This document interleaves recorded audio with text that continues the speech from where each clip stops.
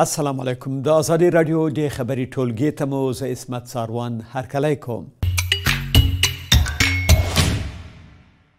د امریکا ولسمشر ډانالډ ټرمپ د پنجشنبې په ورځ اعلان وکړ چې متحد ایالاتونه به د درېیمې نړۍ له ټولو هیوادونو څخه د کډوالۍ بهیر په دایمي ډول ودروي. دا اعلان یوه ورځ وروسته له هغه وشو چې یو افغان کډوال په واشنګټن ډي سي کې د ملي ګارد پر دوه غړیو ډزې وکړې.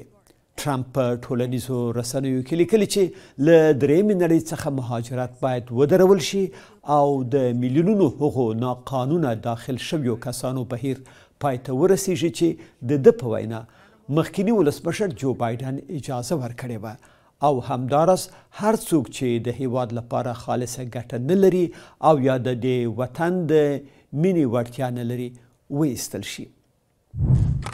د طالبانو د بهرنیو چارو وزارت د تاجکستان د ختلان ولایت د شمس الدین شاهین په سیمه کې د 3 تنو چینایي اتباعو پر وژل کېدو خواشیني وښوده او ویل چې دا پیښه په کلکه غندي.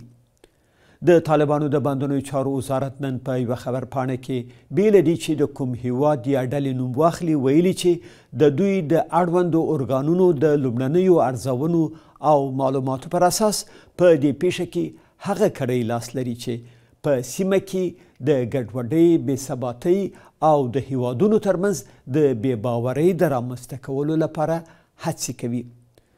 د طالبانو حکومت په عین حال کې ویلي چې د تاجکستان له حکومت سره د پوره همکارۍ ډاډ ورکوي او د یادې پیښې د عواملو د موندلو په هدف معلوماتي تبادلې، تخنیکي همکارۍ او ګډې ارزونې ته بشپړ چمتووالی لري. پرون د تاجکستان د بهرنیو چارو وزارت وویل چې د چهارشنبې په ورځ د افغانستان پولې ته څیرمه د یوه برید په ترڅ کې 3 چینایي کارګر وژل شوي دي. د خیبر پښتونخوا په هنګو ولسوالۍ کې د پولیسو 3 افسران وژل شوي. په هنګو کې پولیسو رسنیو ته وویل چې وسلوالو د پنجشنبې په ورځ د سړک د غاړې پر یوې امنیتي پوستې ډزې وکړې. 3 پولیس یې ووژل او برید کوونکي وتښتېدل. د دې پیښې مسؤلیت چا نه دی منلی، خو په خیبر پښتونخوا کې اکثر بریدونه TTP یا د پاکستاني طالبانو ډله کوي.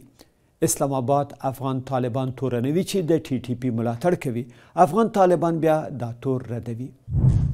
او په هانګ کې په څو هستوګنو لوړو ودانیو کې د اور لګېدو له کبله لږ تر لږه 128 کسان چې پکې 11 اور وژونکي هم شامل دي وژل شوي دي. د ښار چارواکو د پنجشنبې په ورځ پرته له دې چې ډېر جزئیات وړاندې کړي وویل چې د یوې ساختماني کمپنۍ 3 تنه کارکوونکي نیول شوي دي. راپورونه وایي چې په دې لوړو ودانیو کې د شاوخوا 250 کسانو برخلیک لا هم نامعلوم دی او لا هم د هغوی د موندلو هڅې روانې دي.